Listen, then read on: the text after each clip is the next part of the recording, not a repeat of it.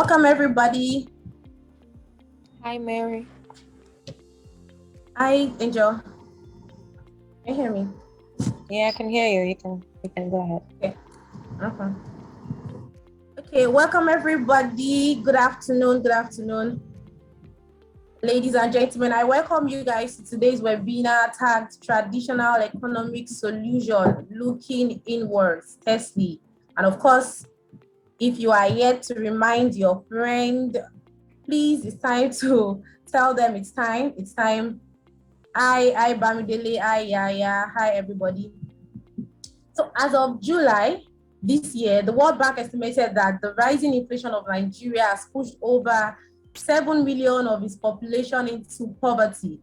Amazingly, before this, existing data shows that about 60% of the over 200 million people live below the poverty line.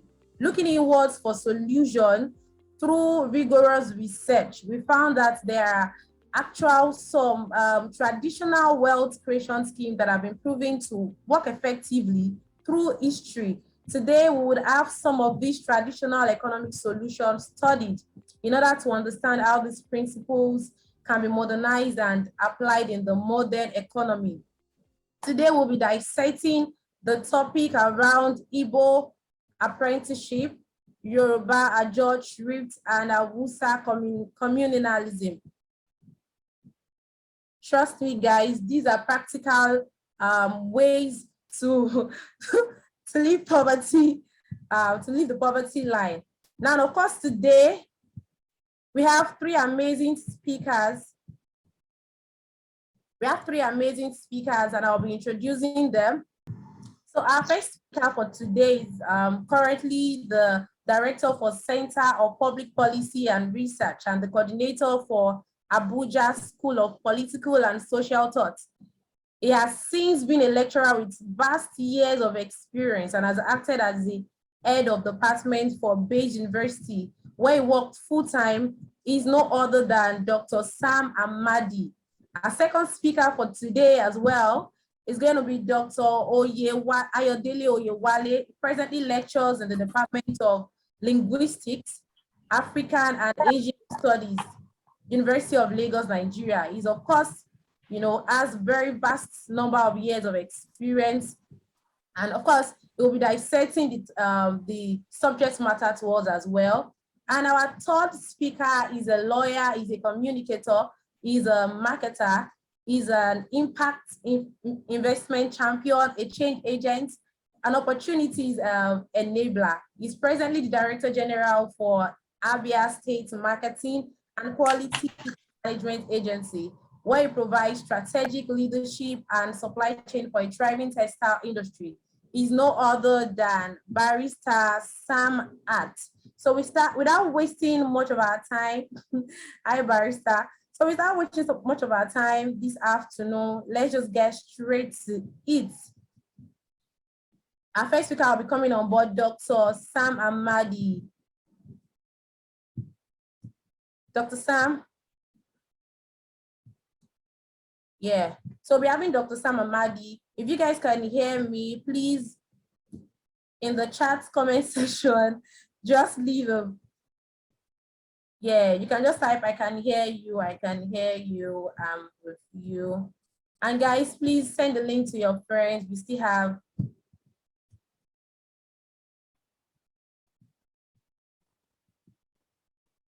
while we are waiting for Dr. Sam, thank you guys. So while we're waiting for Dr. Sam to share his screen, I'll just advise that you hold this is not a webinar that you want to just listen and, it's not, I promise you guys that it's not a time waster. It's not one of those webinars that you just hear. It's a practical session where, it's a practical session where everything you learn here today, if you put into practice, a lot of things are going to change for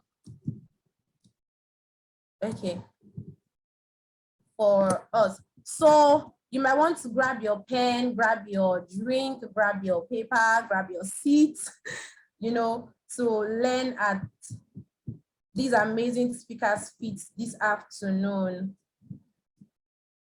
Dr. Sam, are you there? Hi, Mary. I don't think Dr. Sam is on the call yet. I don't think Dr. Sam Amadi is on the call yet. Angel. So should we have Barrister go ahead? I'm trying to reach out to Sean to know if we should do that, because I want to believe Dr. Sam is having network issues. Okay. Yeah, so just give me 1 second to confirm from Sean. Mary. Anambra, yeah. So I think we can go ahead with okay. Barrister, yeah, so that we do not waste time. So you can just go ahead. Barrister Sam, is it possible we have you now?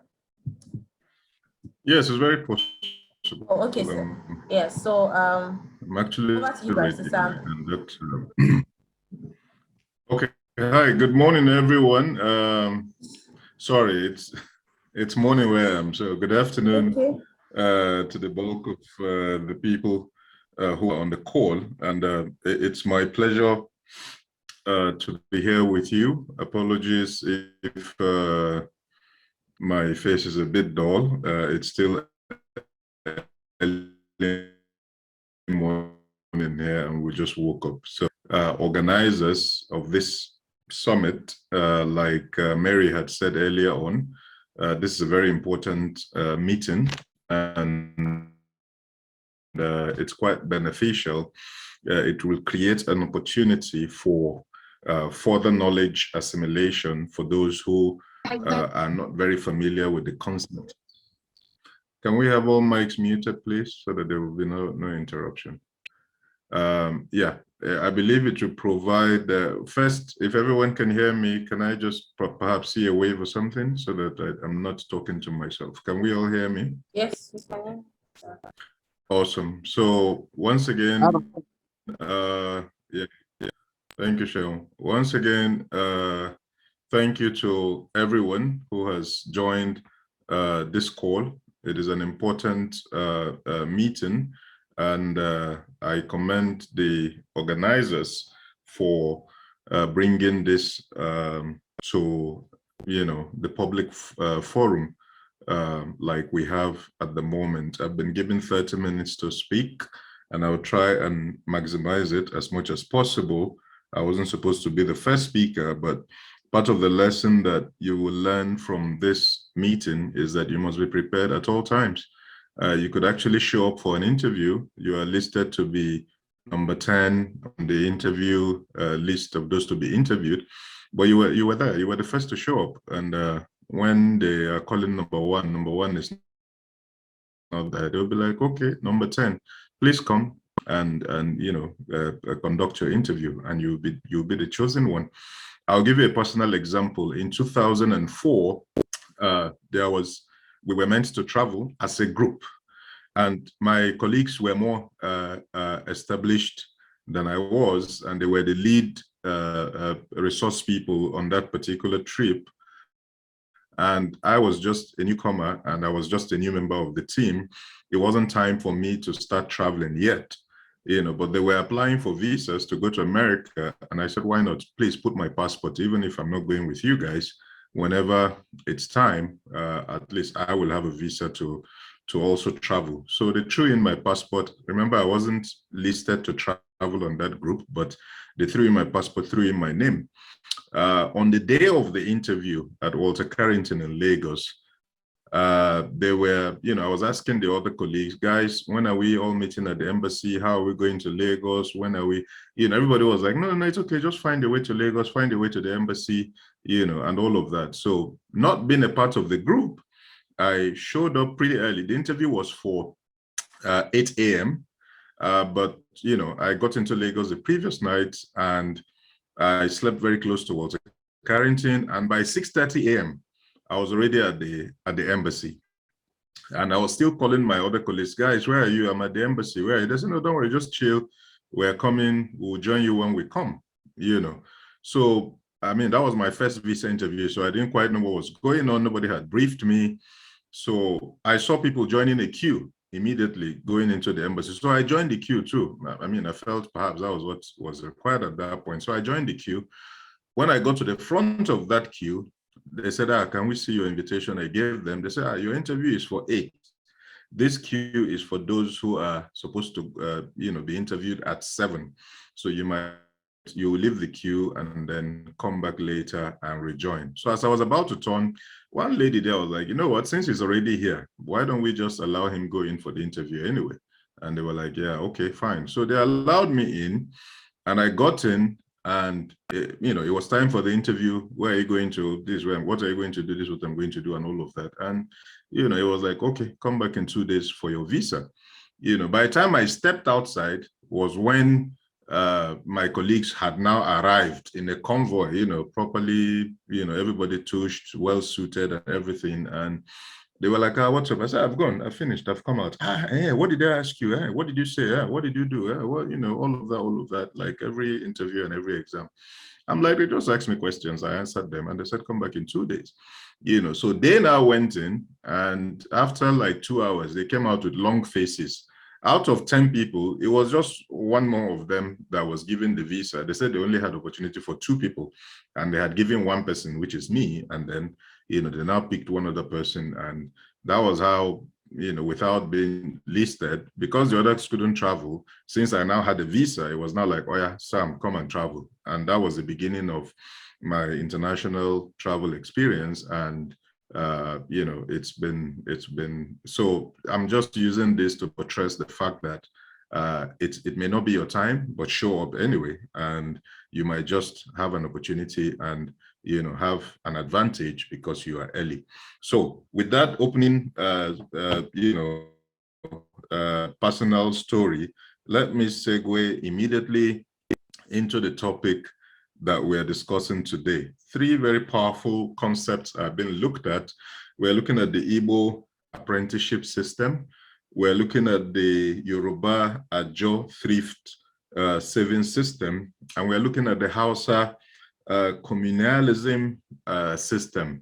These are 3 independent, distinct, but systems that have some thread running through them. And the common thread that they have running through them is the issue of lifting each other up, so to speak. So I'll just spend a few minutes to highlight the key points in all 3 of them. Then I delve back into my core topic. I've been asked to speak on modernization of the traditional economic solutions and how, how governments, can key this into their economic plans, how the Yoruba Ajo Thrift System can be modernized in a financial economy, and then how the communalism among the houses can, have helped them thrive economically. I don't know how Shehu and his team selected me, but sorry, Ayodele, and I have practical experience on 3 subjects. Igbo, of course, so I'm very much aware of the entrepreneurship apprenticeship system rather, and its workings. I've studied it, I've practiced it, I'm a practitioner of it and all of that. I grew up in the North. So my first 20 years was in Sokoto. I speak Hausa was my first language, even before I learned how to speak Igbo. And then I've lived in Lagos, so I also speak very good Yoruba, so I understand the way that system also works. So with every sense of modesty, I would like to say that I have the experience to discuss all 3 topics being presented today. So we'll start with the Igbo Apprenticeship System. I'm sure, and again, not lecturing you, but just a form of guidance. Whenever you're coming to a webinar, a lecture, and all of that, do your own background reading first on the topic to be discussed so that you're not starting on a blank slate, so that you have an idea of what is being talked about. I'm a lawyer. I went to law school, and one of the success parameters of law school is that you have to read. The good thing with law school is that they give you the topic to be discussed the next day. And those who do well in law school are those who read. Of course, when you come into law school, you are given the entire curriculum. You are given the entire reading package, everything that every lecturer is going to discuss for the 1 year you'll be in law school, you are given ahead of time. So the best thing to do is you are coming to lecture on Friday, you already know what is going to be discussed on that Friday, and you read yourself before you come to class so that you can follow better. So I do hope most of our, and I see 70 participants, and again, commendation to the organizers. This is not easy. This is a new normal. Getting 70 folks to sign on to an online webinar is a good fit, and I pat all of you on the back, and I urge you to bump each other on the fist and say, well done. Dr. Sam, you're very welcome. We have been asked to step in and speak while we were waiting for you. You are someone we very much respect. Your work at the NERC and your other works in policy intervention and critical contributions to national development is very well noted. And it is an honor to be speaking on the same panel with you, sir. So since I've already started, with your kind permission, you just type in the chat and say, go ahead, Sam, you have my blessing. So if I have your blessing, I proceed, sir. And then, you know, you will come. It's actually an advantage because when you speak after Dr. Sam Amadi, I wonder what you are going to say, you know. So now that Dr. Sam has not spoken, I have the latitude and the liberty to run my mouth. And then when he comes, he is the expert. And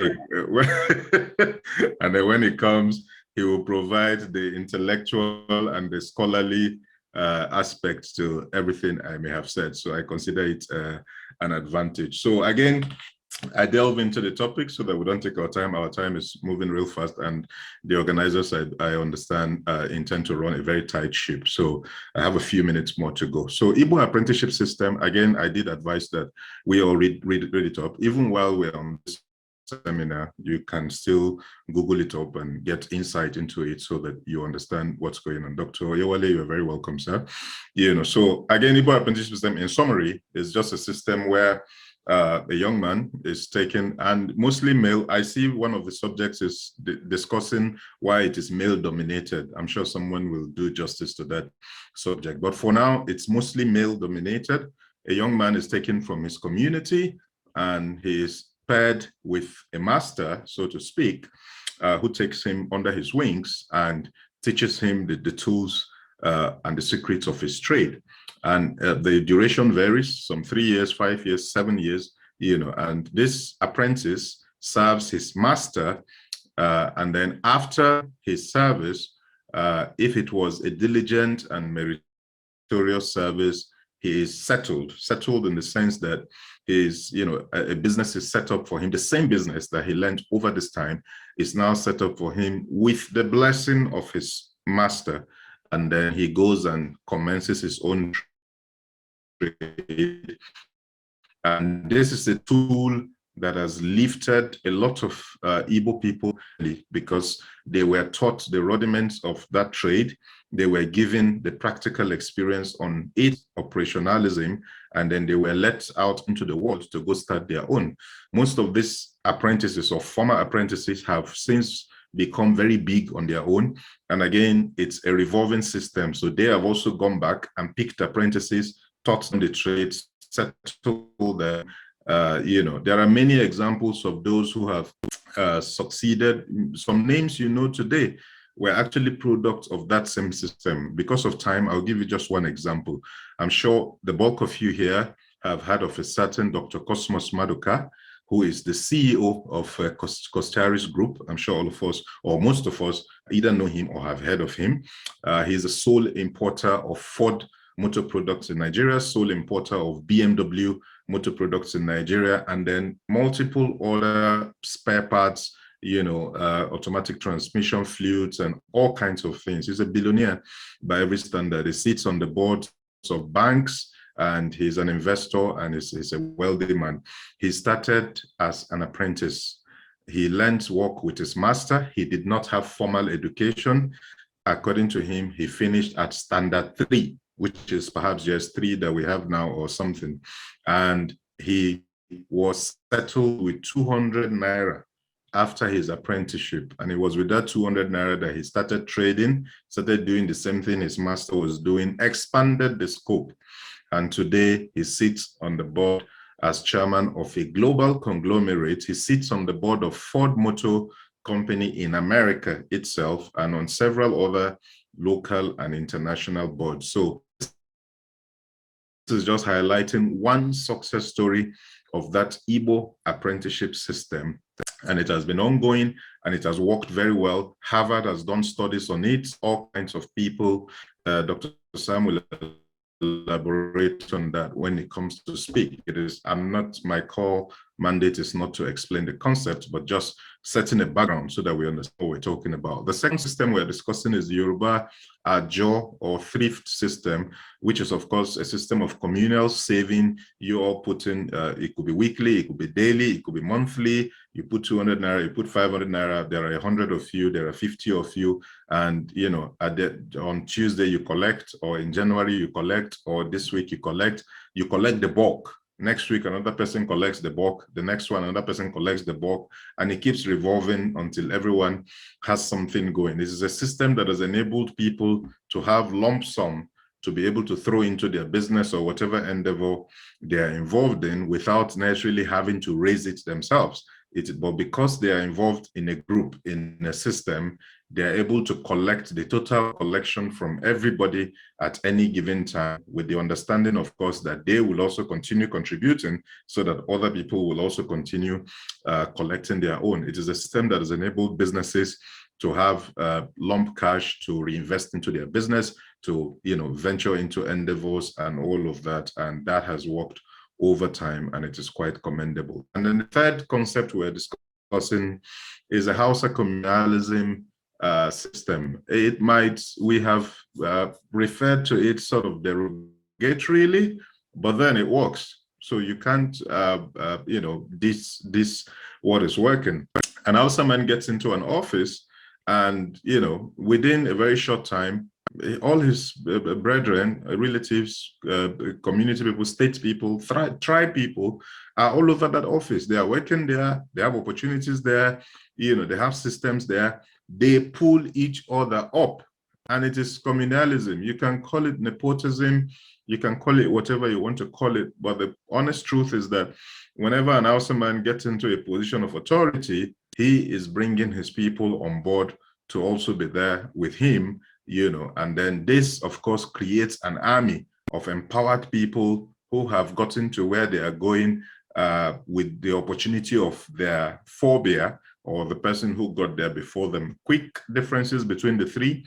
Igbo Apprentice System, a master goes to the community or the village, picks up a young man, he lives with him, he trains him, and then, he does menial jobs for him even at times, and all of that. And after an agreed period of service, he is settled to go start up his own business in the same line that his master was doing. The Yoruba Ajo Thrift System is just a communal effort in pulling resources together to be able to afford the individual members the opportunity to have lump sum to invest into their businesses or whatever endeavor that they are involved in. And then the Hausa Communalism system is simply a system of one man getting to a position and then opening the door for his brethren to also come in and participate in the opportunities that he is experiencing where he is. Now, let me delve now into my core topic, which is number one. There are 3 points I was asked to discuss. How can the Igbo apprenticeship system be incorporated into government economic plans? This is real fast. So I just highlight two broad aspects that this can happen. One, informal and then formal. Informal in the sense that this should not and has not been limited to Igbo people alone per se. The Igbo apprenticeship system incorporates multiple dimensions. There is education, there is financial literacy, there is interconnectivity, there is supply chain management. There are all of these other things, and it's all informal at the moment. And it is the masters or the practitioners that determine or decide how it should go. Now, my first instinct, and by the way, I work in government, my first instinct is to keep government away from it completely. Because, I mean, with all due respect, whenever government comes into something, it don't spoil. You understand? So the question is, how can, government, my first offhand or casual suggestion will be, don't go there. Just leave government out of it, then go spoil them. But then for the purposes of education and for the purposes of scholarly conversation, I have distilled a few ways government can come in and, help develop the system and mainstream it and make sure that it thrives even better than it is already doing. Now, again, I did mention that the apprenticeship system is also fraught with risks. There is no insurance both ways now. There is no insurance on the part of the apprentice. There is no guarantee that when he finishes that, he's going to be settled, so to speak. And this is for a number of reasons. One, it could be the, greed of his master, because we've had masters who in the 6th year, for a 7-year apprenticeship program, in the 6th year or 6 months to the, apprentice's graduation, the master will say, you stole, leave my house or leave my business or leave my company, you stole my money. And every effort to resolve that will just, go with the wind, and that's it. The guy has wasted 6 years of his life, and there is no guarantee of any compensation or settlement. You cannot go to court. It is not a contract that is enforceable, and all of that. So there has to be some form of insurance on the part of the apprentice and even the master, because who says that the apprentice cannot also actually steal from the master? Remember that in the course of this apprenticeship, the master exposes this apprentice to his business trade secrets, to his unique trading systems, even to his suppliers, to his customers, to his biggest allies. And an unscrupulous and dishonest apprentice can go and meander his way and gratiate himself with all these people, and by the time he gets settled, he corners his master's businesses and starts his own, and then ensures that all of these people come to patronize him, thereby bankrupting the master's business. So there has to be some protection also to the master to ensure that he does not suffer any of these adverse effects of the goodness of his heart or the greed of his apprentice. So government can set up a system or a structure that protects both parties, as the case may be. We can have we can have legislation, we can have laws, we can have an agency, we can have processes that deal with some of these things, And then government can also set aside a fund to properly structure these things so that by the time capital is expensive now, funds are nowhere to be found. Fine, I promised you that after 6 years or after 7 years, I'm going to set you up in this business that we are doing.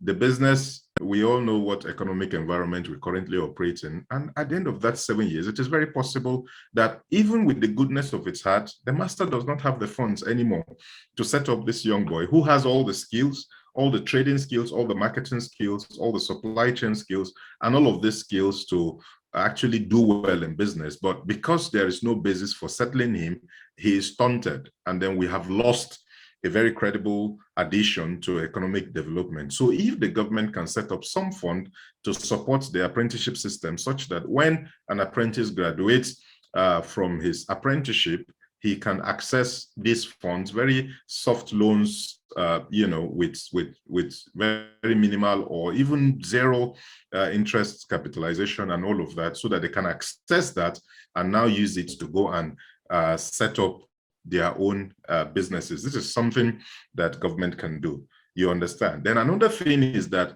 and this is being practiced on the informal level, we can have apprenticeship system even within governance. Who says we cannot? The same way you have a young man come learn trade 7 years and then go set up his own. There are policy experts. Dr. Sam Amadi is here. There are, 10 minutes, yeah, sure, I'm done. There are, agencies, there are government people, there are big guys who can take under their wings young people who are enthusiastic, in whom they have seen, potential, and then tutor them, mentor them, nurture them.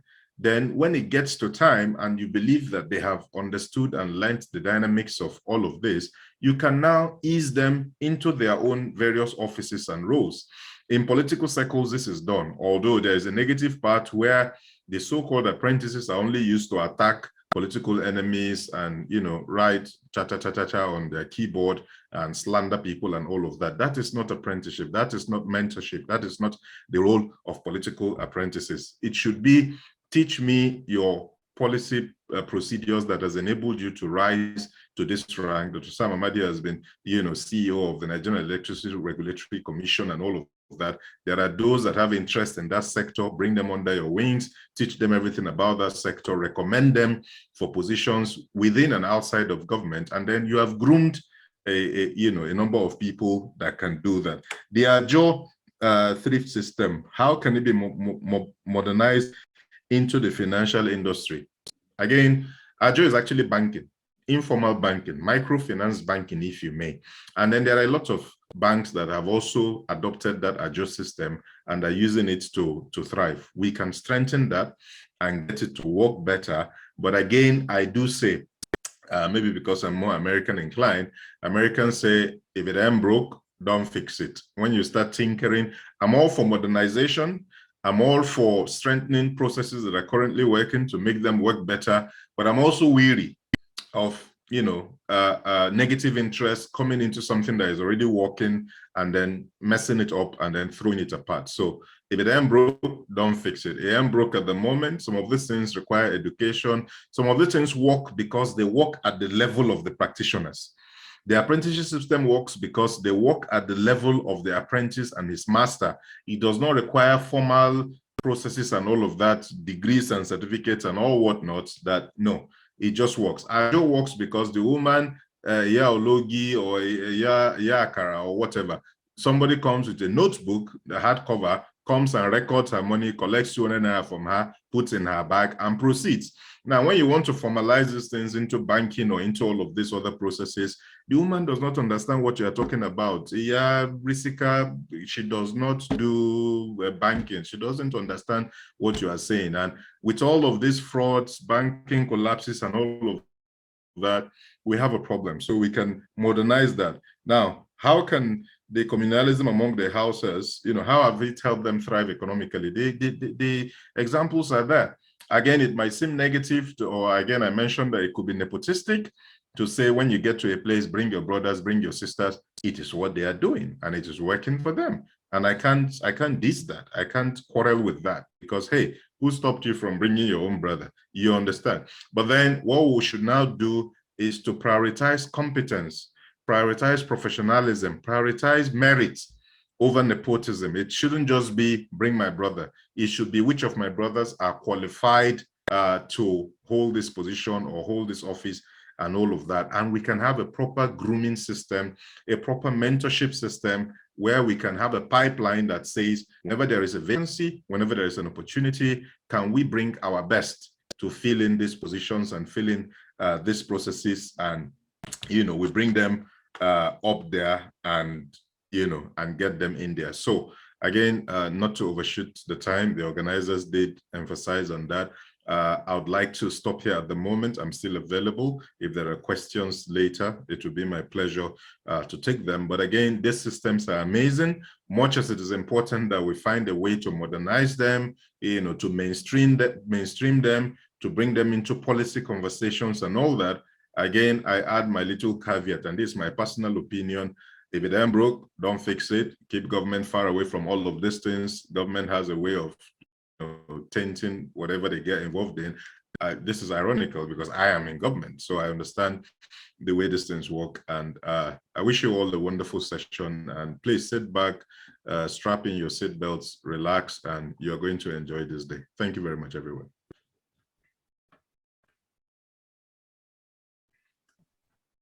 Thank you very much, Barrister Sam.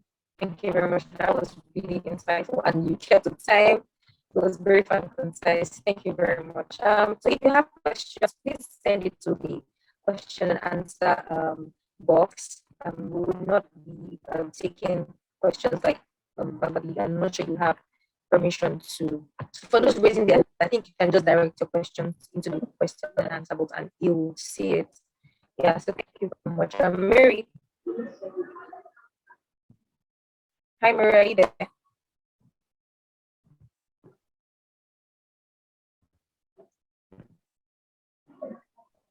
Hi, Angel, I can hear you. Okay. Yeah. I was hoping we would entertain some questions before the next speaker, or we'll just move. On to the next speaker. Okay. Okay, so the next speaker, I think we'll have Dr. Sam then. I did a brief introduction before.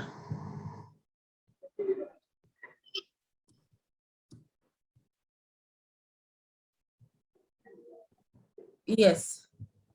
So our first speaker is Dr. Sam Amadi.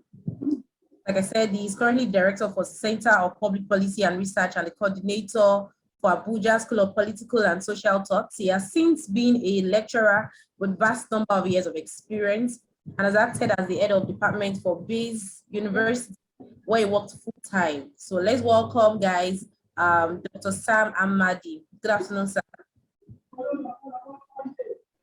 Okay, good afternoon. Yeah, good afternoon, sir. Yeah, let me apologize for being late. I hope you can hear me. Yeah, we can hear you, sir. Because I'm in the village. I came for the burial of my cousin's wife. So I dashed in my house and I'm dashing off to the funeral ceremony. So that's why I wasn't online exactly 1:10. Okay. So I hope the network in the village will allow us to have a fluent discussion. I thank Hart, Sam, for my namesake, for a very wonderful presentation. And he's trying to push the pressure on me. He seems to be the authority in this case now. So he has done tremendous great work, helping us factor all this. Okay, so I will be brief. By the way, what's the time? I was supposed to, how many minutes? 30 minutes, sir. Okay, this is okay. So I will make it 25. I'll make it 20 or 25. Okay. Okay, thanks, sir. Yeah. Okay, that is okay. First, let me say that there have been so much of recent, some significant focus on the Igbo Apprenticeship Scheme, to the point that Harvard University has done a case study. And so when a case study is done, it means that scholars of business consider the practice as significant, either yielding significant result or novel. So I would say it's both significant as well as novel, because some of the structure and the norms of that system is not really as common. It's not standard business school, maybe to-do lists, basically. That's the first point of it. It's also significant because he has produced wealth. The first generation of Igbo billionaires and millionaires came through that process. A good example for me is Ojukwu Transport, Louis Philip Ojukwu, who we understand is probably Africa's richest man at a point, that the Queen had to borrow his limousine for his visit to Nigeria. He made his money through the Congo War. He started as a mere, maybe this guy doing small transporting, and intensified, backward integration and all that, and got there. But there's something else that happened. The other guy who came out of it from Aba was his cousin, who came and in 1965 had set up his own. So he learned from him, and almost half of Aba bought Aba. He tracked his legendary for trekking from Newi to Aba by foot to what you call boy to learn. Had no money, but he became dealer in tire. From tire, he moved to become owner of luxury buses to transport, and became as big as Louis Ojukwu. So he was great. And there have been successors.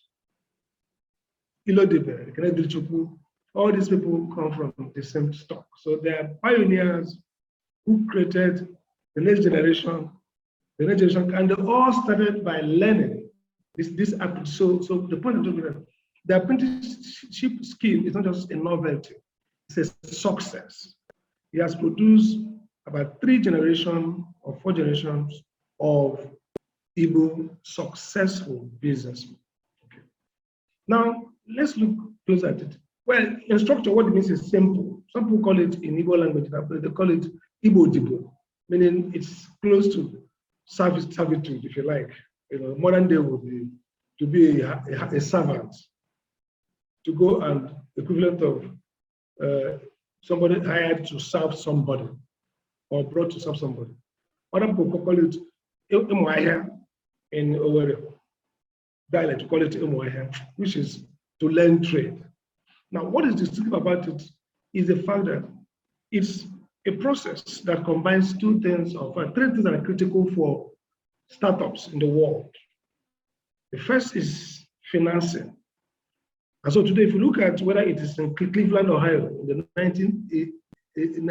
18-something to 1960-something, when Cleveland, Ohio was the center of innovation in the US, or you look at the Silicon Valley, you look at Japan, Taiwan, where they have equivalent of Silicon River, Silicon, everybody all over the world have now Silicon Hive. So the model of the Silicon is being replicated. But if you look at those models, 3 things stand out. One is that a sense of capital, finding money. 2, a sense of innovation, which is based on learning and improving, getting new ideas and turning them to products, innovation. And the 3rd is mitigating risks. How do you leverage it or mitigate risk? How do you have an idea, you're going to go to market, probably you have an angel investor or VC, venture capital, coming to help you with funding. How do you mitigate risk of failure? And if you look at the data from the US Bureau of Small Businesses, it's only about 25 to 30% of startups really make it. So there's attrition is high, rate of death for startups is really very high. So what I mean is that every business is grappling with how to mitigate risk and survive. And so I want to look at the apprenticeship scheme in these 3 dimensions of what it brings. Another issue I want to line up before I go deep into it is that when we talk about this scheme, it's not just about the structure, the institutionalization of it, it's the culture. And today, we are learning a lot about business and culture. Culture in the big C culture, capital letter C, meaning culture as a totality of people's framework, religion, knowledge, who they are, sense of being.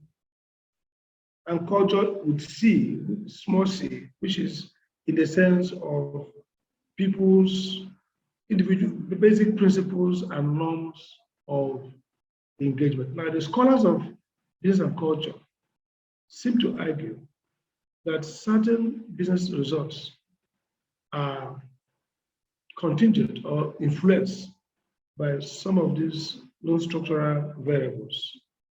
Their habits, social norms, reciprocity, conventions, and leadership. Okay. So when you look at this scheme, look at it in 2 ways. Look at the institutionalization and look at the cultural. Now, up front, I would say that the biggest success or the biggest merit of the Igbo Apprenticeship System is actually a site for cultural change. It's a site for acculturizing would-be entrepreneurs to learn the habits of success. I teach a model I call the habit of success. And what that means is that we try to teach 8 habits, I think, underline every significant and sustained success. So the idea here is that habits are critical to succeed as businessmen. Now, let me break it down. The apprenticeship works this way. So a man goes to Lagos or Abuja or Port Harcourt or Ibadan, and starts business and start doing well. And after 15 years, 20 years of struggling, he makes it and becomes big. And then he comes to the village for Christmas. And then a poor widow and her husband, the son has finished primary school maybe, without money for secondary school. They met this man and take some drinks, and very in the morning they meet him and they bow and say, "Sir, please, we have come to ask of a favor. We want you to take our son and let him serve you for as long as he wants. And then you will settle him his own business." Now, see what has happened. First, the child has been put into a school of business where he is learning under a master. So we talk about mentoring and helping entrepreneurs learn. You know, the idea of mentoring is to help them avoid mistakes. It took this guy 25 years to be rich, to make it as a businessman. Probably had bankrupted 2, 3, 4 different businesses and learned a lot of hard lessons. And now he's going to transfer this knowledge to this young boy in the next 7 years. And therefore, the guy is insulated from making the mistakes that his mentor would have made. So that's one advantage of this. So it provides for a intending entrepreneur practical training and mentoring, especially those that wouldn't go to good school.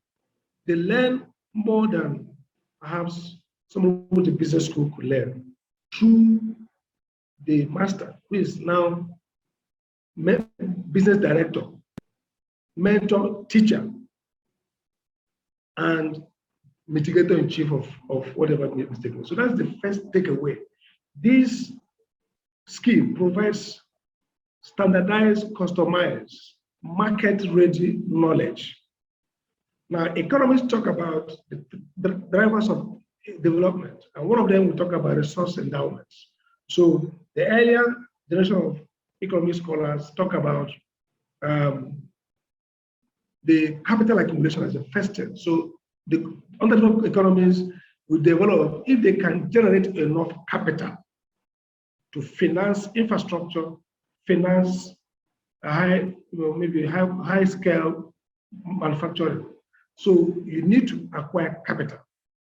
Now, many countries in the world have acquired those capital through colonization, through banditry, through exploration, gold, and all kinds of things. The second factor to talk about is human capital, knowledge, invention, technology. Now, it has 2 dimensions.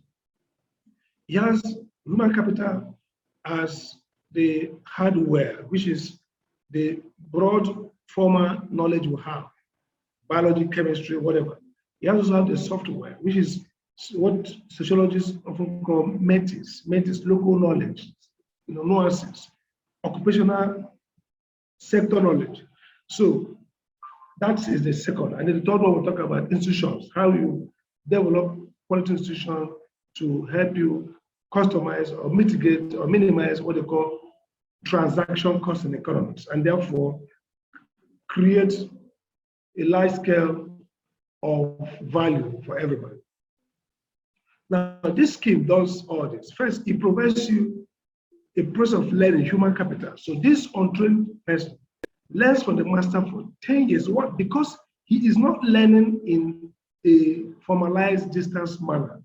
The master has a team to teach him because he is, we call it having a skin in the game. The master knows that he will be the one who will sell his product. So he's teaching him the right thing because he's using his own wares, his goods, his business fortune as the master. It's tied to how quick the apprentice runs or learns, because the apprentice is using real capital from the man to help the man's business.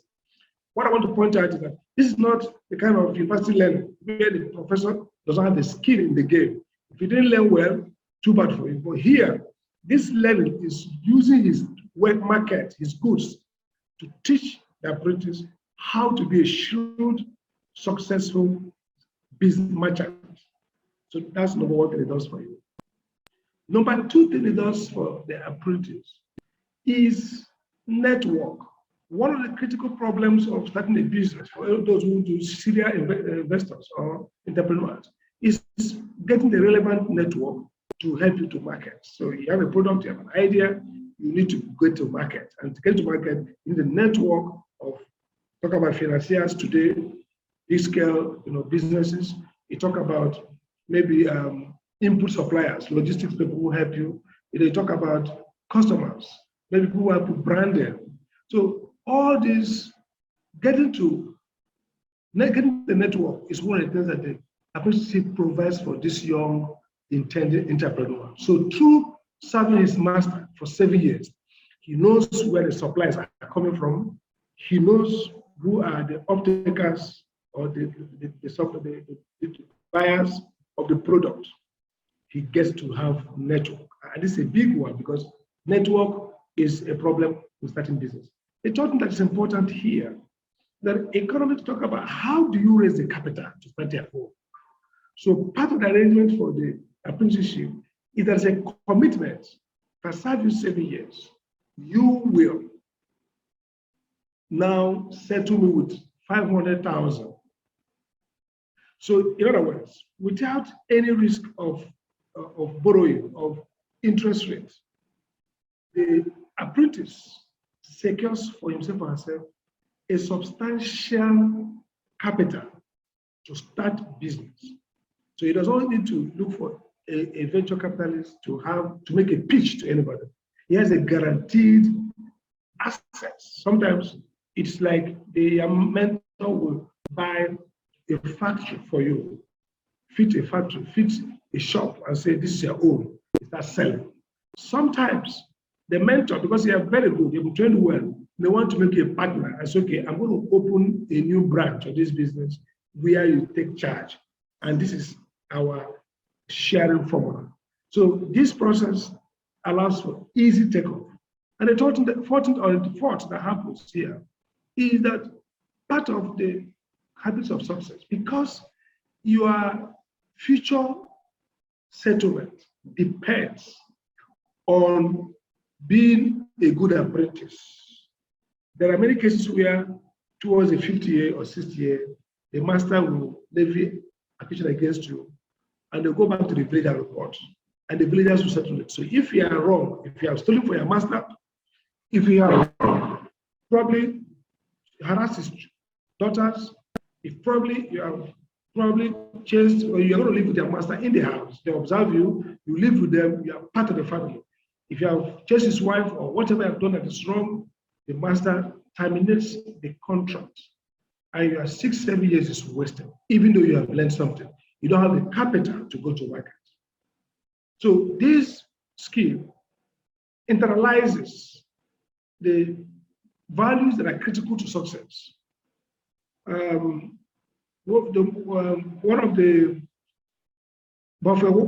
Buffett once said that if he wants to hire somebody or somebody has to pitch for him for investment, he looks at 3 things. He looks at integrity, energy, and intelligence. And he says, for him, the most important is integrity. What underlies business success is integrity, is social capital, trust. We've seen it with the Chinese in the Chinatowns in the US and the homeland. We see it with the Taiwanese and Lebanese. Some degree of social trust, social capital is critical to driving business success. So this scheme gives that young man or young woman the terrain to learn honesty, trust, so that he is now equipped culturally and normatively to go into business. So some of them who are very successful, their masters give them this this credit line. So some of these young boys in the early days before Yahoo spoiled, some of these merchants in Igbo land have credit lines to suppliers abroad who give them goods on credit. So this young apprentice taps into this network of credit guarantee, credit facility to help his own business grow. And that's why many of them from nothing became very. Now, so primarily, the beauty of this scheme is that it's not just a superficial structure, it's rooted in a communal context. One, the agreement for the apprenticeship is communally done. So the parent, after the parent have to ask for that facility to help his son to be one of the to be one of his servants and learn trade from the man. The man will summon the kindred, and the kindred will be there in the agreement, and they will agree. They will eat together. So the ritual component of the agreement, apart from the contract on paper, they agree together, and therefore the community is a guarantor of the good faith of all the parties.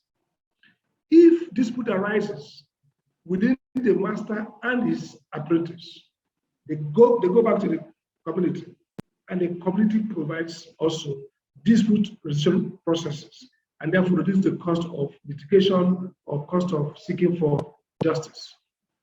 Now, so what is boils like is I'm trying to show the superiority of the local approach to raising capital, mitigating business risk, bringing network, and providing hands-on industry-specific learning, which is the real thing. Now, there's a book that came out this year by Dan Breznitz, spelled as B-R-E-Z-N-I-T-Z, Dan Breznitz. It's called Innovation in Real Places, Strategies for Prosperity in an Unforgiving World.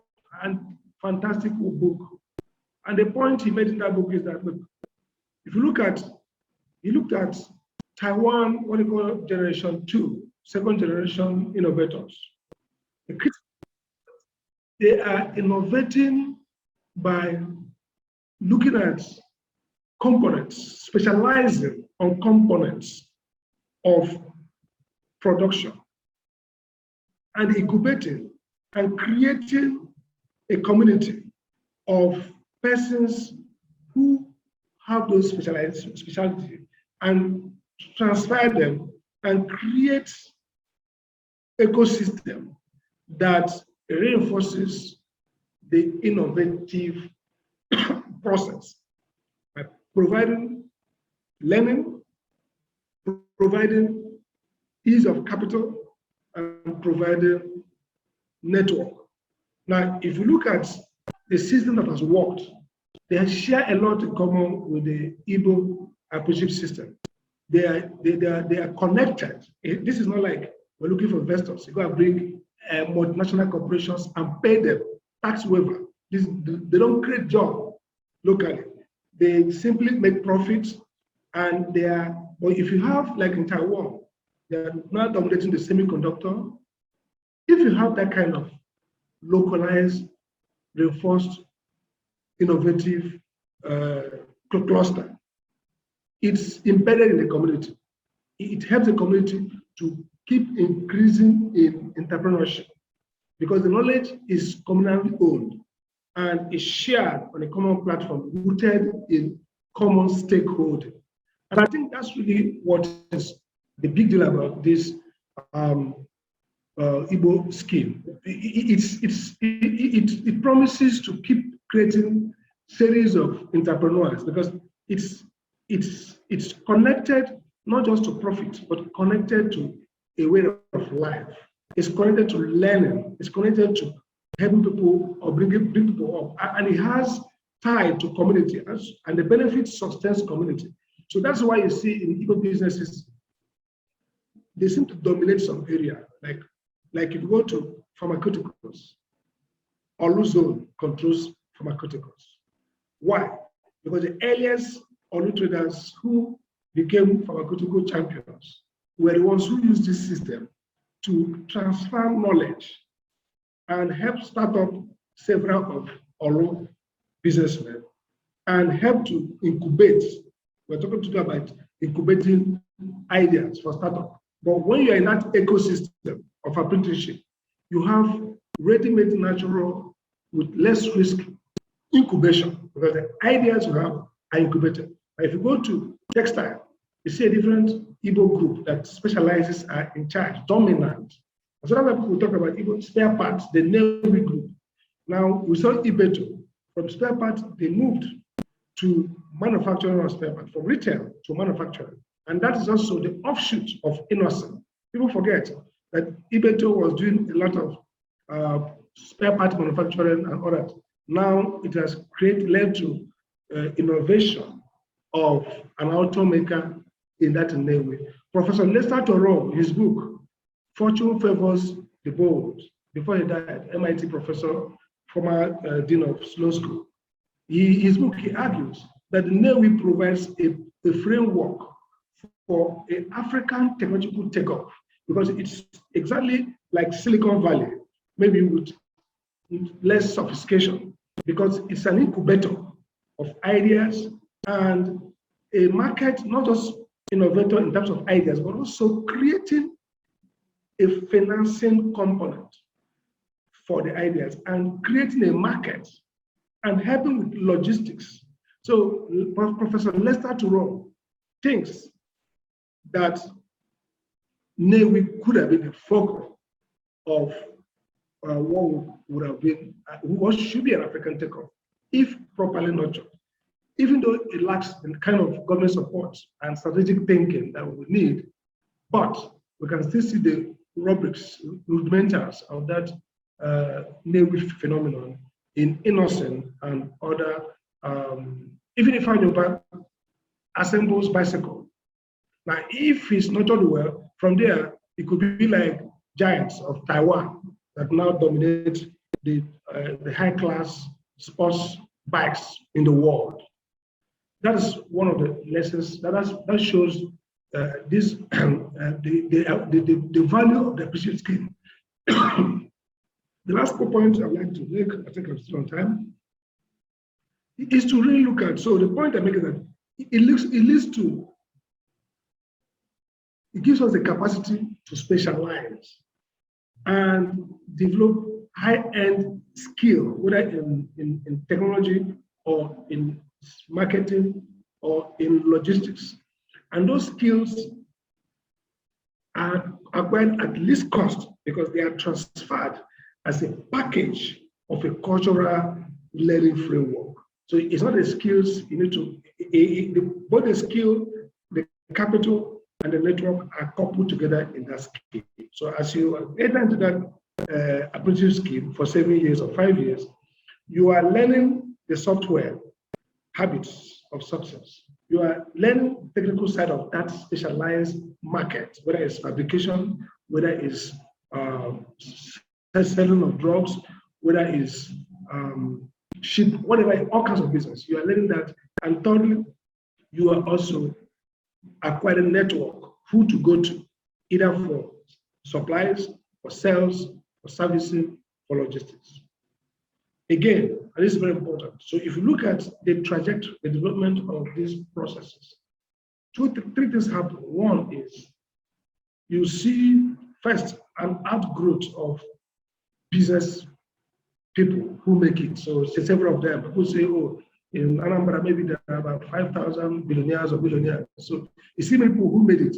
But the second thing that's happening is that you see that the process also includes the process of backward integration. So they start in one thing, they keep expanding, they keep expanding, they keep expanding until they capture the whole spectrum of a particular business, and therefore became a monopoly. You see, they are not a monopoly by law, but they are monopoly by combination and mergers, and they create a very loose merger system in which, even though individuals have their businesses, they are collaborating, they pool money together to purchase goods abroad so that they reduce the cost of transportation and unit cost for themselves. So they act as if they are a conglomerate. They act as if they are a monopoly by taking advantage of scale beyond their individual capacity.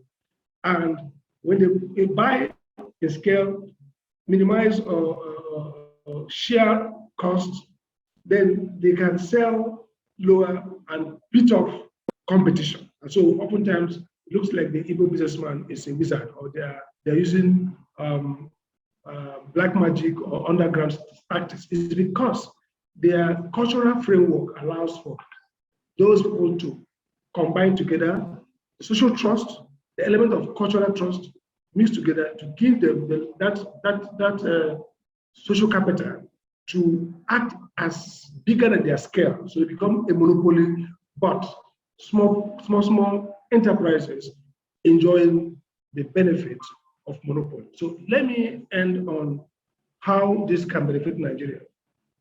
Today we're talking about SME is now, it's now the soul of economic growth, not just in terms of GDP alone, in terms of maybe number of companies, but also in terms of innovation. Innovation is now the new framework for economic growth. People move from resource dependent to manufacturers, and now to innovative stage where they are spawning off, parts of transactions and deepening competence and production in one particular area. So the Taiwan controls the accessory part of computers, of phones, controls bicycle, the hardware of bicycle. Koreans control auto, Samsung, all the Apple. You have maybe 70% of Apple products are Samsung engineered. Some countries like China sees there and specialize in fabrications. So whether you're doing Google, you're doing ThinkPad, or you're doing Apple, if you want customized, adaptable, and flexible fabrication of anything, you go to them. So those specializations, that's how the world is running now. Value is created through those specializations. And so what this scheme does is that it is the best way that we see people specialize in a way that is autonomous and continuous. So it's not like people just just disrupt us. Okay, we specialize. It evolves. People specialize in an evolutionary manner, and they keep capturing different segments of that whole value chain. And each person may just be holding to one value chain and deepening competence and capability to master that area. The other person takes that, the other component of the value chain, and together they couple it and they create a monopoly that is self-reinforcing, helping reduce cost of business and helping improve profitability. So Nigeria then, in our quest for innovation, should really find a way to adapt this mode. We're talking about now incubators, we're talking about hubs. Those are artificial. You don't just create a Stanford, bring a Stanford University to Nigeria, or bring Georgia Tech and expect they're going to have. No, you have to create a totally linked ecosystem where that top technical school is serviced by good businessmen with financing, serviced by human capital that can take those ideas and turn them into products, and then those products can get into market. So I think the Igbo Apprentice scheme has the ability of having all that. It creates that technical school, it creates that funding institution, it creates that network, and it gives you that logistic support. And above all, it helps you with savings. The first classical economic theories, Aton Lewis and others, focus on savings. You must save up to 30% to be a great economic power. The Igbo Apprenticeship Scheme helps the learner, the apprentice, to save his capital towards a takeoff. So I would say that our challenge is not to romanticize this model, but to see how we can adapt it and use it to retrofit our business model, our economic strategies, so that we can benefit the way Southeast benefited in 1963, became the world fastest growing economy. In fact, people don't know. The Southeast under Oyewale used this system so much to Ojukwu, who was then the chairman of the Eastern Nigeria Development Corporation.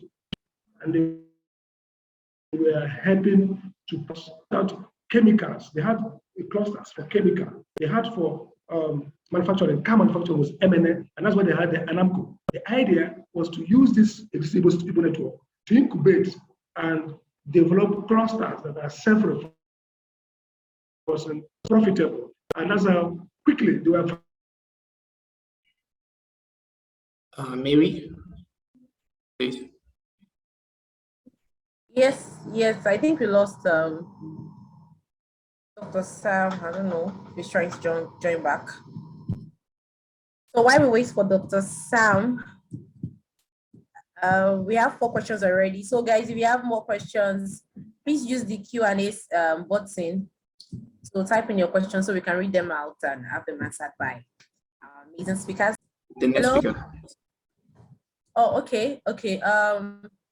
Dr. Ayodele. Good afternoon, sir.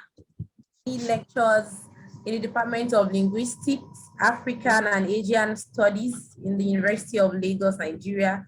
And he, of course, has a vast number of years of experience. And today would be learning of his pool of experiences. And we hope to have a mindset shift after his session. So over to you, sir, Doctor. Thank you for having me on this program.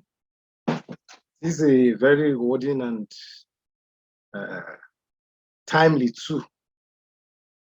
Timely in the sense that most youths in the contemporary society are in dire need of what to do. But it is not even the problem of what to do, but the capital to start a meaningful micro business. And that is why the topic given to me is very, very relevant to address the issue of how do we go about raising capital to start individual business or to resuscitate the existing business.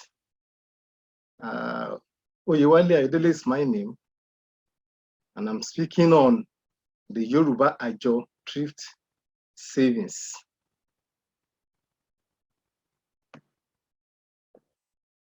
Much of the discussion on economic integration in Nigeria has not yielded the desired results due to the fact that the policymakers, the citizens, even the economists have not really probed into the indigenous knowledge to incorporate or integrate it into economic system. So this event is a way of bridging the critical gap, not only for individual economic growth and self-employed purpose, but for national economic development. So there's no gainsaying the fact that the Yoruba people are very industrious and hardworking. They are very intelligent too, as to go about whatever they plan to succeed or to do in terms of enterprise or any endeavor. They still engage in business enterprises. They've been engaging in business enterprises right from the ancient time. And today, they are still waxing very strong when it comes to business enterprises. And that leads us to business enterprises in Yoruba cultural milieu. We could locate some Yoruba proverbs, proverbial sayings, and even Ifa corpus that talks about business enterprises, economic factors, and even the financial aspect of running or establishing a business. Let me just give 2 examples briefly. Ọlọ́run tó dára bí eléwé ló dára bí aláṣọ. Rabi Elewe could be taken to be a microeconomic business, while Rabi Alasho, because of the capital involvements, could be regarded as macro economy. Olówó ló lówó, ẹni tó lẹ́rù ló lẹ́rù. The wealthy people have command of business. It's true that wealthy people have command of business because they'll be able to have raw materials, the human resources, and what have you to run their businesses. However, Rome, they say, is not built in a day. Rome was built painstaking efforts, and it took years. So the fear of the unknown and inability to start with the little that one has or could generate to start a business, more often than not, always kill initiative.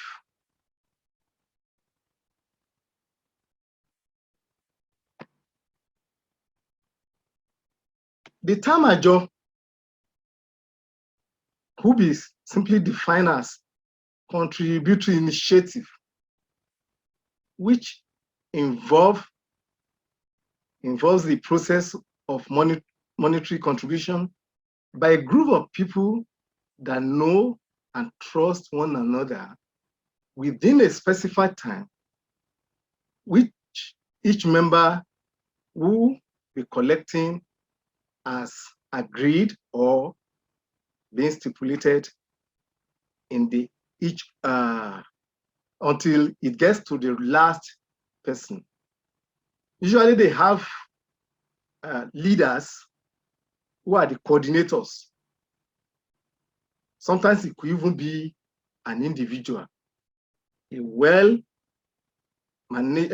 matured person who have the charisma of carrying people along, settling dispute, and very trustworthy as a person of integrity. In principle, we could say that there are rules and bylaws which regulate the modus operandi of the group and formulas for doing things systematically in such a way that there won't be any argument, any rancor, and any form of hanky-panky game. These rules are meant to checkmate the tendency of becoming a castrant debtor or defaulter. Ajo by its name features or utilitarian purpose, which is meant for providing a basic needs in terms of dire needs for a particular purpose, especially when we are talking about establishing a business.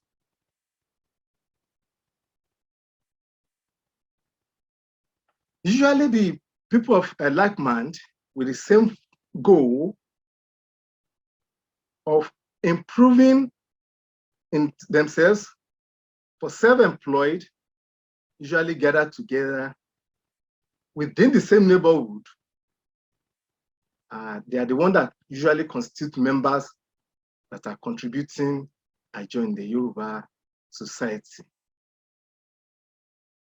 Then to be well situated, Ajo could be the initial capital raised for business ventures or to be plowed back into an existing venture.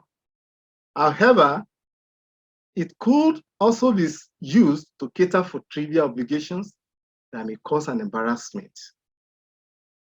Because as little as hundreds of naira may look like, it could cause an embarrassment. More importantly,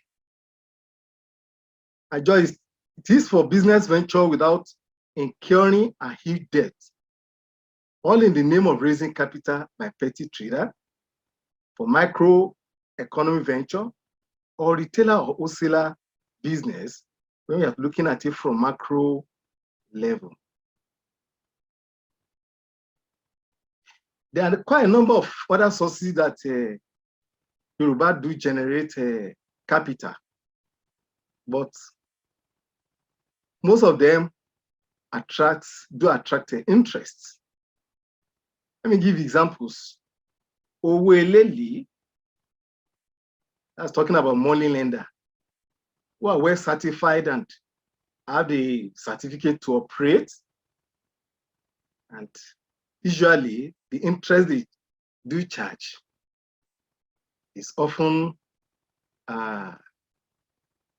very high. Ìyàwó ní ilé ìfowópamọ́, that's bank loan from commercial banks, and we also have Ẹgbẹ́ Alájẹṣẹ́kù, Cooperative Thrift and Society.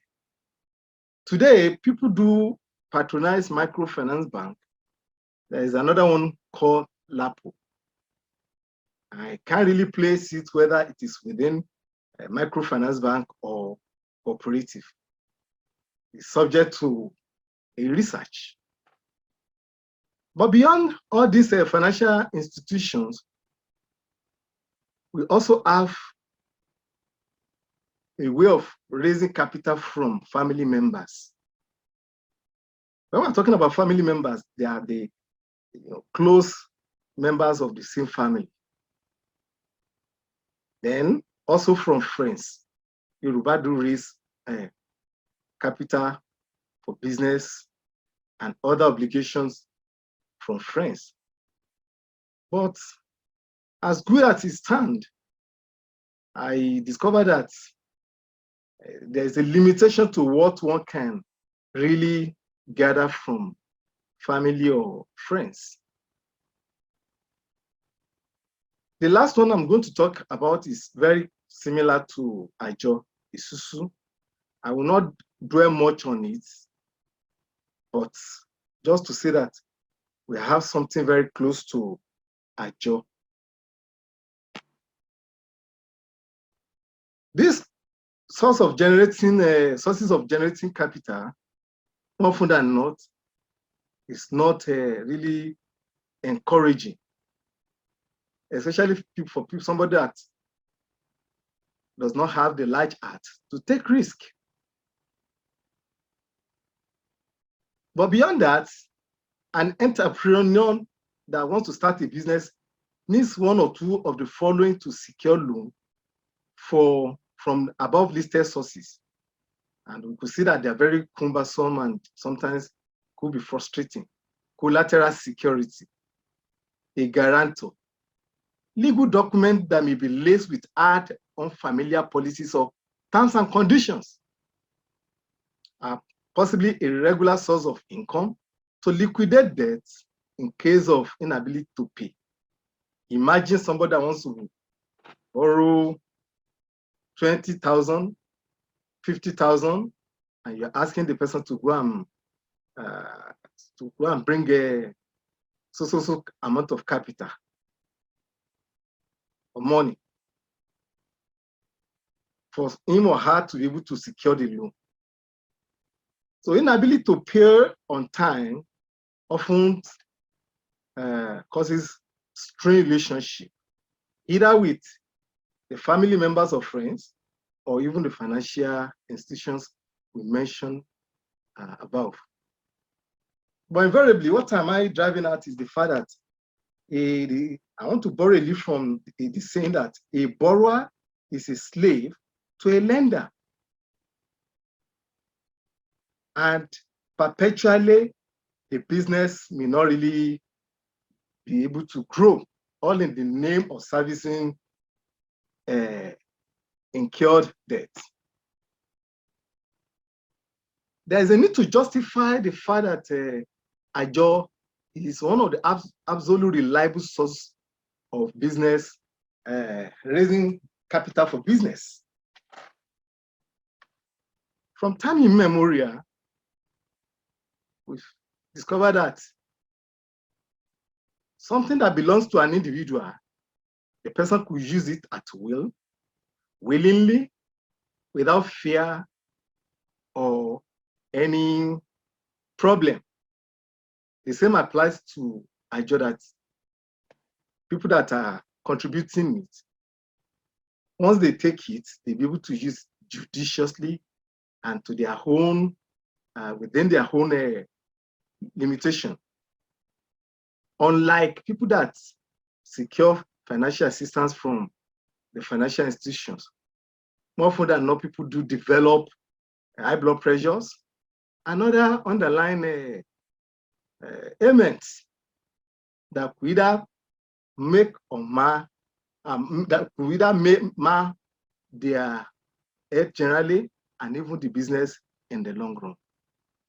So let's look at using women as case study when we are talking about business industry, either at micro level or macro level. We can also consider this from either ancient or modern perspective. In the Yoruba society, women are associated with market and entrepreneurial ventures. There is virtually no market that one will get to in the Yoruba land. One will discover that the higher percentage of the people that are buying and selling are the women. Why? They are business oriented and very proactive, more than their male counterparts.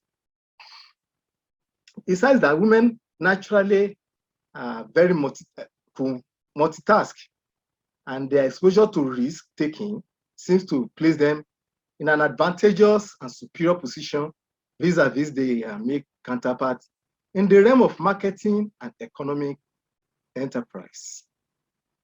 These observations seem more tenable if you consider the fact that as Yoruba society became more pluralized, there emerged the necessity for women to be more independent of seemingly trivial obligations, which in a way help them to be independent and ability and give them the empowerment to provide daily needs in support of the family needs, according to Okwefi Itim 2009. Consequently, they engage in petty trading, microeconomic ventures, selling, buying and selling, and making profits. But while making profits, their vision and their business acumen, I believe, taught them that there is always a need for them to keep something very vital for future and to serve as emergency, to cater for their emergency needs. A number of women were interviewed in the course of this preparation for this lecture at Oyingbo Market in Lagos and Ojoba in Ibadan. I discovered that the people that are civil servants and well-to-do, so to say, in the society, often underrate the market women, the petty traders. But it will amaze you and interest you to know that what they make on a daily basis, a civil servant may not be able to earn it in a week. And that informed their being more proactive and ability to think ahead. Most of them have belong to 2 or 3 places where they contribute Ajo. And by the time they collect the 3 Ajo together, it becomes substantial amount of money, which they now plow back to business. I did a little, sample of how number of people that could gather together and as contributors. And from what I was able to gather, I discovered that their numerical strength is equal to their economic strength.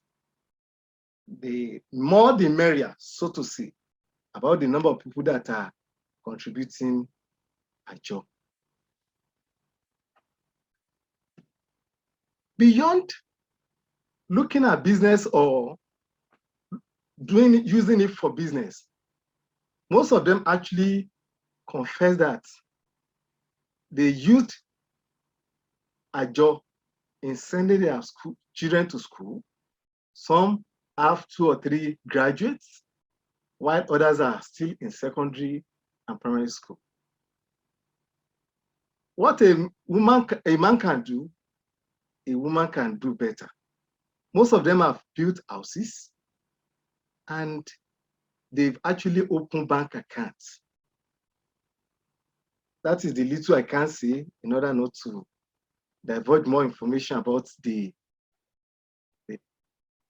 financial power capacity of these women that are underrated in the society.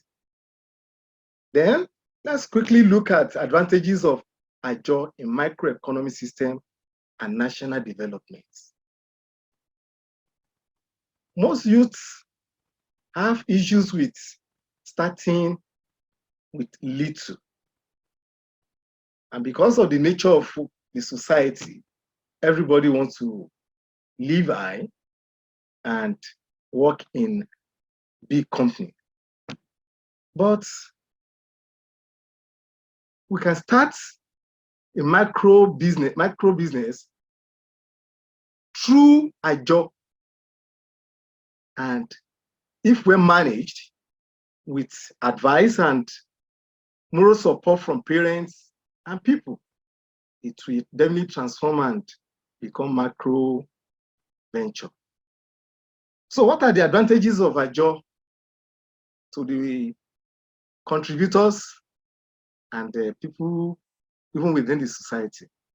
Number one, Ajo in the Yoruba society is one of the most simple ways of self-discipline in raising capital for microeconomic business, especially in developing countries, and Nigeria as one.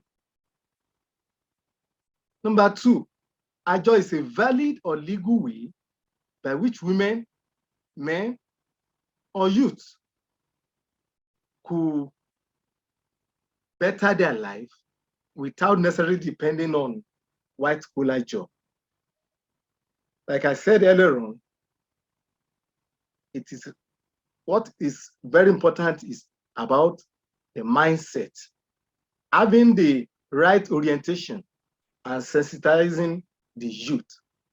And that is why this lecture and the organizer of this program must be highly commended, because they are not developing intellect alone, they are developing mind, they are bridging gaps, and they are looking inwards to the indigenous system and the knowledge that could be tapped and synchronized possibly with what obtains in the modern world.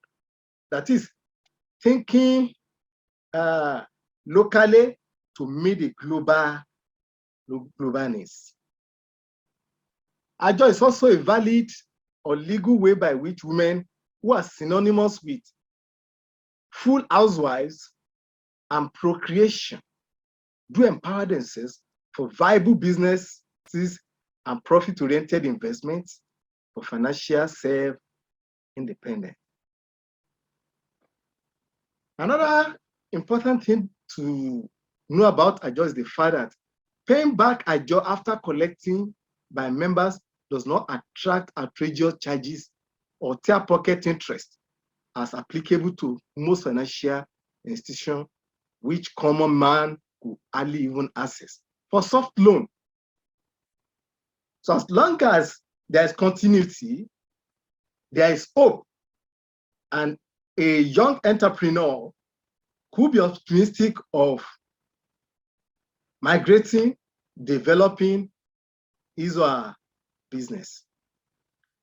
Then finally, the continuity of contributing Ajo by members enhances the potential of migrating from microeconomy to macroeconomy for an industrious young entrepreneur. Let me quickly conclude by saying that much of the ambiguity found in the discussion of economic integration derives from a failure to probe into qualities which are inherent in the idea of integration.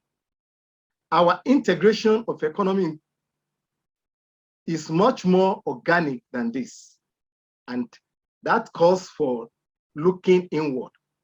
We interpret it to mean the diffusion of attributes of strengths and weaknesses throughout the integral part of his system. That's according to Bristol and Thomas. Then, similar to this is Nwanko's assertion. Indigenization is an evolutionary process by which the native of a country are enabled and are seen to acquire ownership, control, and management of the economy of their country. This command includes that of public service, infrastructure, and commerce and industry. Today, the survival of the fittest is actually preventing most youths with initiative and innovative idea, good innovative and good ideas, from making an attempt of forging ahead or being motivated with the erroneous impression that until they're able to secure loan from commercial banks and what have you, it is then that they could actually start business. Youth are very industrious in Nigeria. They are very they are very articulate and very hardworking. By the way, they used to hustle and struggle to make it. So, by way of looking inward, as gathered together to contribute a Ajo, it could be a way of encouraging themselves, motivating themselves, and for self-empowerment. Thank you very much for listening. I really appreciate it. Thank you so much. All right, meanwhile, can we please take some of the questions, please? Okay, yeah, sure.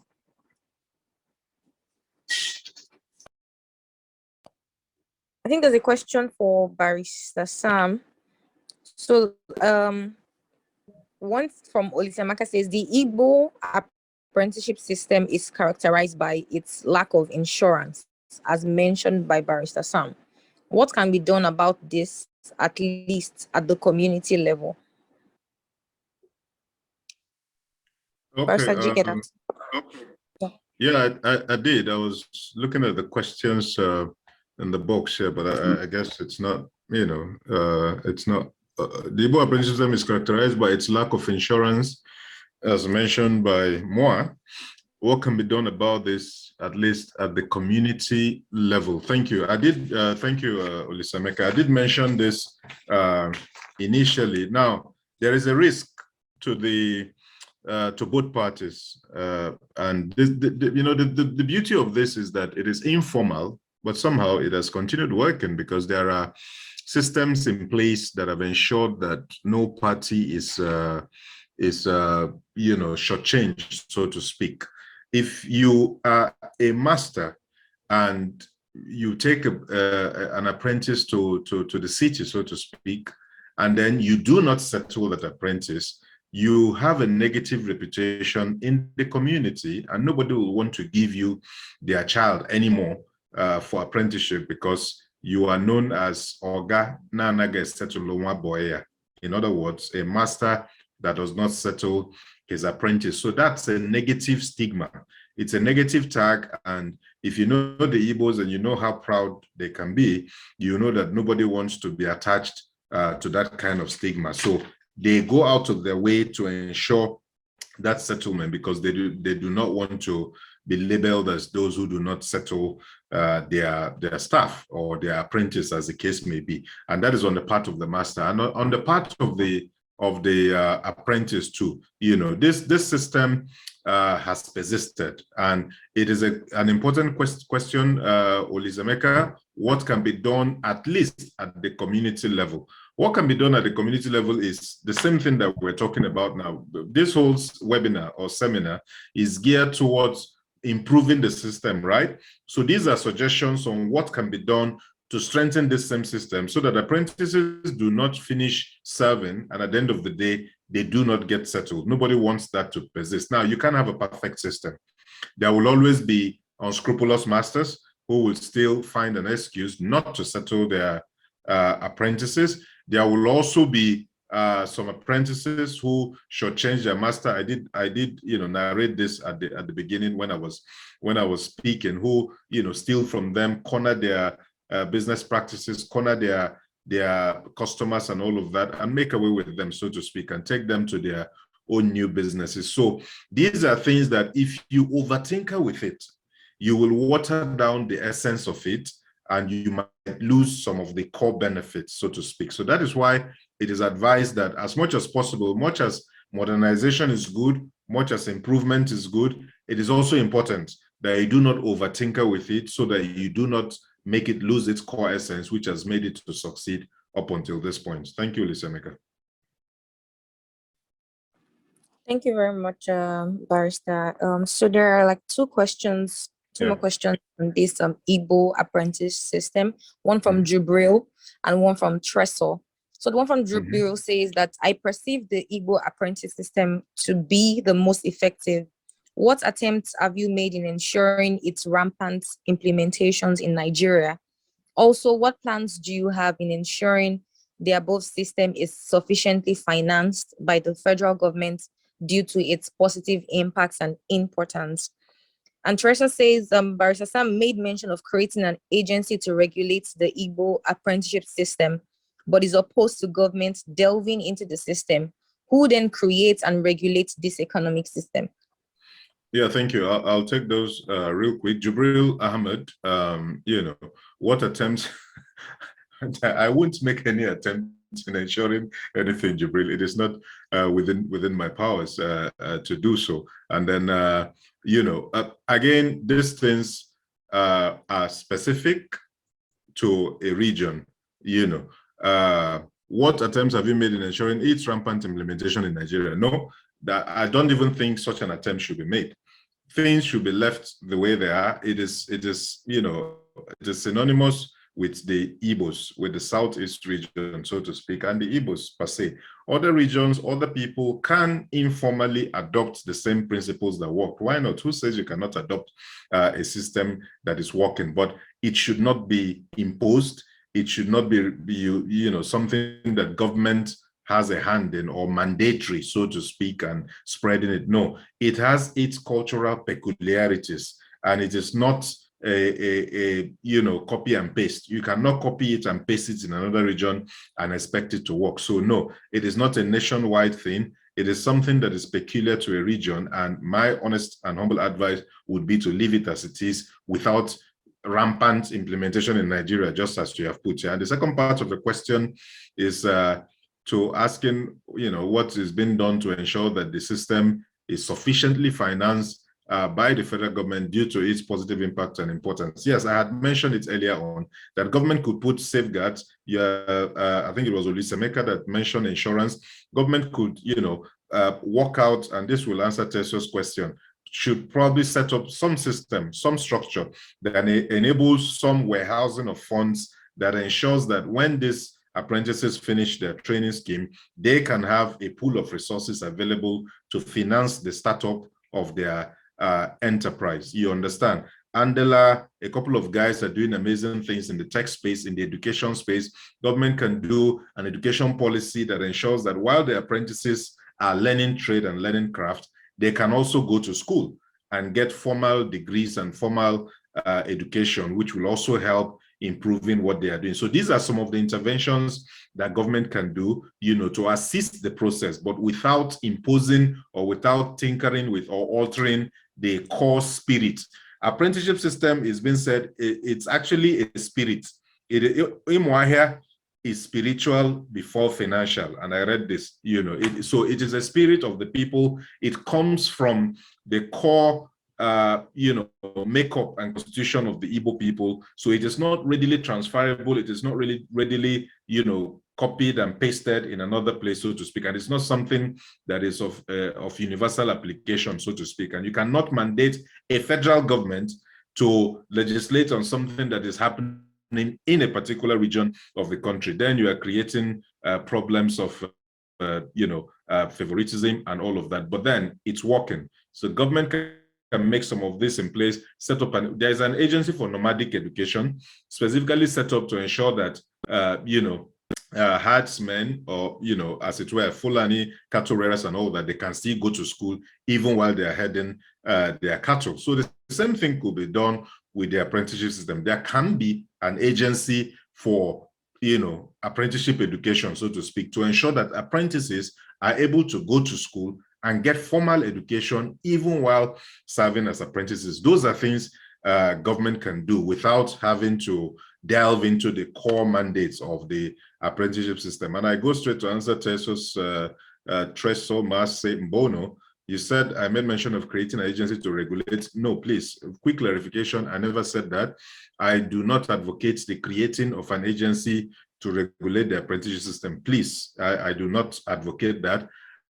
Yes, I'm opposed to government delving into the system. No, I don't want government to delve into the system. I did not ask government to create an agency to regulate it. I said government can create agencies that support the growth of the system. And I've mentioned some of the agencies, like, I'm not saying this is the name, but just give you an idea of what I have in mind. An agency for apprenticeship education for, young men to be able to still go to school while learning trade and craft and all of that. We could have that. I'm sure there's an agency for adult and non-formal education and all of that. It could be mainstreamed to take care of this. And then, yes, we could also set up a warehouse of funds, a Bank of Industry, SMED, and all of these guys.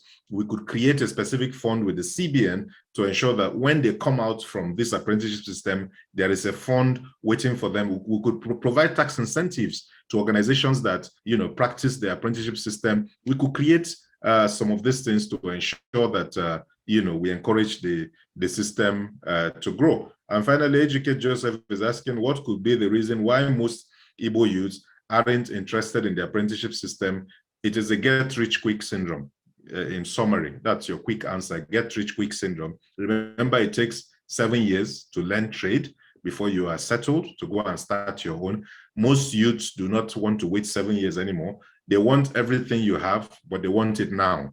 So that is why, all of this internet fraud and some of these issues have arisen in recent times and have become mainstream, because the value of hard work is no longer there.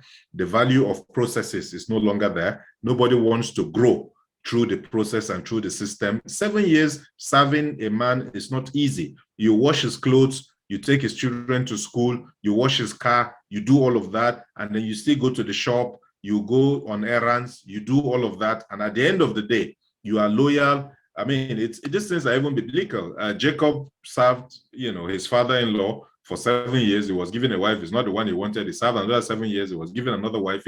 There has to be work and reward, effort and reward. People don't want the effort anymore. They just want the reward. And that is why our society even is the way it is, because there is now a get-rich-quick syndrome. There is no longer value for going through the system and putting in the hard work, Pertaining to Anichinaza Fence Helen, pertaining to the issue of legal contract, if this should be implemented, what will be the fate of the apprentice financial-wise? Should provisions be made for loss in the value of money up to the period of their settlement? Yeah, well, I'm not quite sure. The question wasn't clear, but I guess you are asking, the content of the contract and what indemnity each party is going. Yes, it is a valid reason not to proceed with the settlement of your apprentice if it is proven that he has been, a criminal with your property. He has stolen from you.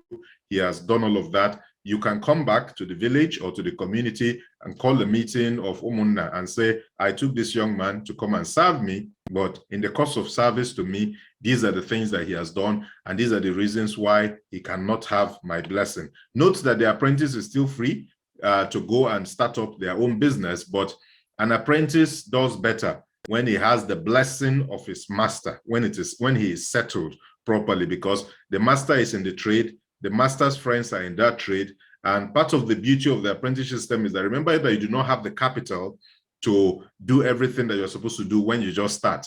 So you can take goods on credit from your master. You can take goods on credit from your master's friends. You can do all of this until you stand on your own and you are able to now, do everything that this can only be done if you live reputably, if you are settled properly, if you live without blemish. If you serve without blemish and live without blemish, then you enjoy all of these benefits. But then if you were criminal, you were, a thief, you were dishonest and disingenuous, you will not get this blessing, and the master may not allow you access to his credit, and his friends too will also not allow you to benefit from that because you were dishonest to your master. Don't you think that this ethnic communalism will lead to succession? I believe you mean secession. No, I do not think it is. I think it is. Again, it could be modified. I do not want to use technical terms of nepotism and all of this to talk about what is going on. But again, this seminar is to discuss, synthesize the ideas on, again, he's talking about the communalism of the Hausa tribe who get into a place and bring in their people. I have said it earlier on during my presentation. That can be modified to prioritize merit over and above blatant nepotism that just brings in anybody, whether or not they are qualified. You will find, even if you are bringing people from your place, you could say, give me the best people from this place, and then I'll be able to bring them into the system and grow them. It won't lead to secession. They are not the only ones there. Other people are also there, but we are discussing what has made each of the processes to work. Chukunonso Ekesiobi deserves attention. However, care should be taken in conceptualizing these terminologies related to it, Igbo, among others. These are scholarly works, so we did not, I myself and Dr. Sam Amadi that have spoken on them, we did not coin them. They are all aspects of the Igbo Apprenticeship System, learning work, learning trade, Igbo serving. It is what it is. So it's not, they are not derogatory, I dare say. And I insist that they are not derogatory. They are just the terms that explain or break down what we are doing. The Igbo, it should be appears to be gender biased. Yes, I believe I'm not the one. Somebody else has been brought to speak on this particular gender biasness. So let me not steal the person's thunder. I will step aside and allow someone else to answer this because it's already listed on the topic. Despite the enormous benefit, the apprenticeship system is builds a shared wealth system by grooming and including more entrepreneurs into the market. Does this not ultimately limit the growth prospects of the businesses from transforming into big corporations? No, it does not. I believe this question is meant for Dr. Sam Amadi, but if I can just answer that, I would say no, it does not. Everybody has grown. I'm from Abia State, I'm from Umuahia. There is a blessed pharmacy in Umuahia who was the biggest pharmacy in Umuahia.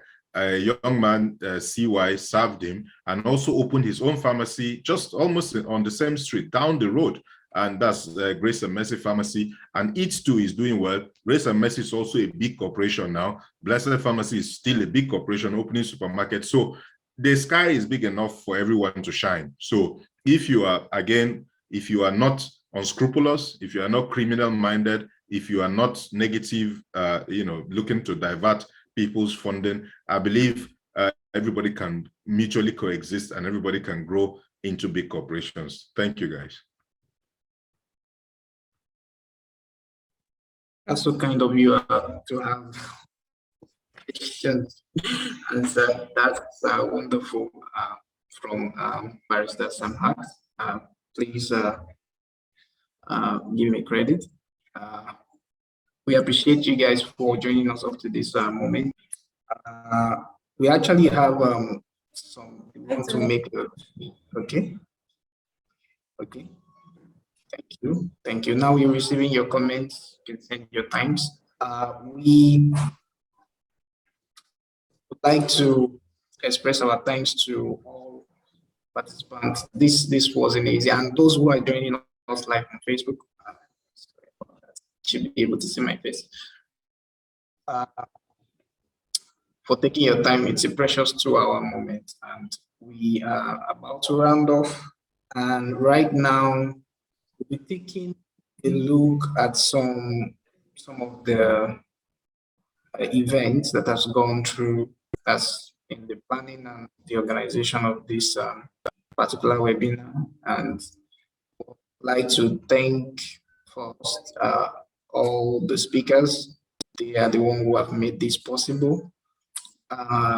It felt impossible at first when we started, but we had to go through a lot of rigorous research and making a lot of contacts. We made so many contacts actually to be able to get the right persons and of course have an event as this. And the planning, especially the organizers, the advisors, the RETU team, they have been wonderful. And Dr. Shitu, yeah, I can't but mention him.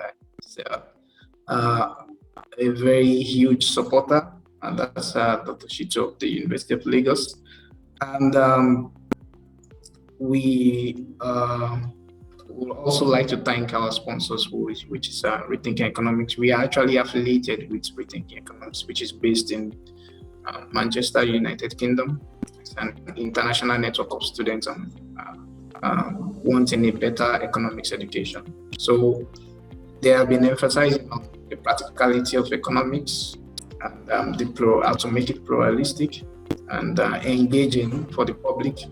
That's why we had to create this kind of event to make sure that not only students are beneficiaries, but also the public. So among the attendees, we have people who are from different institutions, some in offices who are able to participate besides from showing interest. And for the ones who actually messaged us to tell us that they would like to have the recording because they are unable to join, it's understood. This is a webinar which is difficult in Nigeria to organize a webinar due to network bandwidth and the rest. It's understandable, and we'll definitely make the recording available soon after the event. Thank you once again. I guess we'll wrap it up from here.